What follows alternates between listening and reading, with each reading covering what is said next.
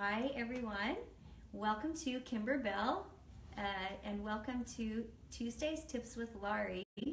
Today I thought it would be really helpful to share some ideas about applique and how we do beginning applique. The reason I chose this topic was we have a lot of newcomers to embroidery, which is so fun, and we want everyone to feel good and solid in a lot of the beginning things that you learn in design with applique, embroidery applique in particular. So I was hoping that there would be several of you out there that will share your tips with us as well, if you have any to add or share about applique. To start with, you're going to be in my lab today. This is where we test and we do a lot of testing on different models of the sewing machines. We do have lots. We have the Viking, Husqvarna, Pfaff, Bernina, Baby Lock, and Brother, and Janome. We do test on all of these different brands, and that way that the patterns are ready for use on your machines. So since I can only sew on one machine at a time, we're just going to start with this one right here. So today I'm going to be appliquing. First of all, I've got my main block already made. I'm going to be actually appliquing a Chanel strawberry. It's from our fruit stand Hot Pad Chanel collection. That's So Chanel. And what I'd like to do is start out with just starting with the strawberry itself. Now the very first part of applique is matching your thread to your fabric. So if you want to move in here, I can show you. First I'm going to put my hoop on, and the first stitch is always a placement stitch. And so we'll see this little placement stitch stitch out for the strawberry.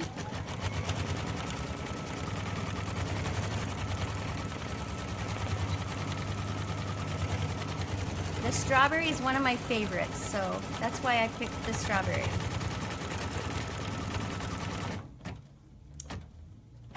Alright, after the placement stitch is down, you'll place your very first piece of fabric right side up, and since this is going to be Chanel, you keep it straight. Don't try to twist it on the bias, because when you actually stitch the Chanel lines, it frays really funny. It doesn't, it could stringy would be a good word. So just keep it on the straight across. Make sure all of the placement line is covered with your first piece of fabric.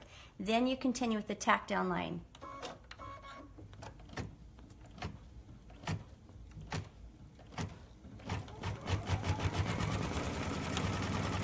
Make sure your fabric stays in place so it doesn't pucker.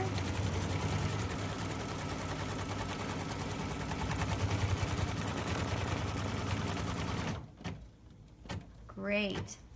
Next we're going to remove the hoop, and you're going to trim around that first piece of fabric. Now if there's a pattern that says not to trim yet, then you would follow that and not trim yet. To start with, I have several different scissors. It doesn't matter which pair of scissors you use, as long as it's a pair that is comfortable for you and works for you. There's snippers, there's duckbills. I'm just going to grab these and use these for this time. When you trim, make sure when you trim you don't cut, you trim close to the line, but you don't cut that line. You want that line, otherwise your piece of fabric can pull in, and then you won't have an entirely covered strawberry. And once you have trimmed your strawberry, you put it back in for the placement line for the leaves. Now remember what I said about color. Make sure, especially when you're first starting applique, that you use the same color of applique or thread as you are with the fabric for your applique. And it doesn't take too awfully long to trim. Alright. So when I go back in, I'll put my hoop back in, I'm going to rethread to green, The reason I'm going to rethread to green is because next applique pieces are the leaves. Now, the leaves on the strawberry go in a certain order. There's a reason sometimes why you have to change the threads out and go to the different applique pieces, because there's a layering effect that happens, and it would look kind of funny if your leaves were on the back side of your strawberry. You want them on the front side of your strawberry. Oh, and that didn't thread. I'll give that one more try. All right, I'm gonna see which one of my leaves is gonna applique first. So the first placement line is going to be this far piece. And there again, you'll place your next fabric, which is green fabric. That's why I used green thread. It's covered in its entirety. And then you will tack it down. And you will continue this process until you have completed all 3 leaves. I'm going to go ahead and trim this next leaf.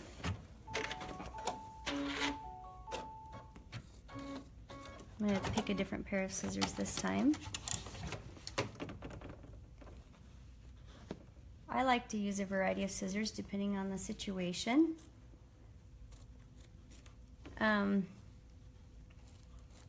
Sometimes you're going to have a decorative stitch around the applique piece, and sometimes it's going to stitch a satin stitch. And if it's a satin stitch, then it will hide your threads, but if it's a decorative stitch, your threads will show through. And in this particular case, it is a decorative stitch, so your threads will show through. You would go ahead and finish the next 2 pieces of your strawberry, but I am going to stop right there for just a minute because I want you to see then what the decorative stitch would look like on the outside of the strawberry. So we're going to skip ahead just for these purposes. And I'm going to put my red back on so that you can see what it would look like. And that is the final, usually the final part to an applique is the decorative stitch that goes around the outside edge. Let me advance.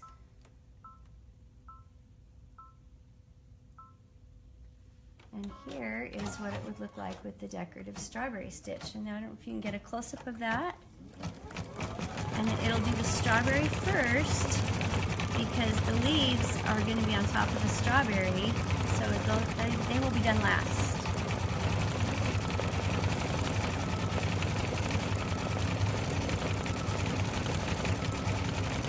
As it continues around, it just makes this beautiful decorative stitch. I'm going to stop it here so you can actually see what that looks like.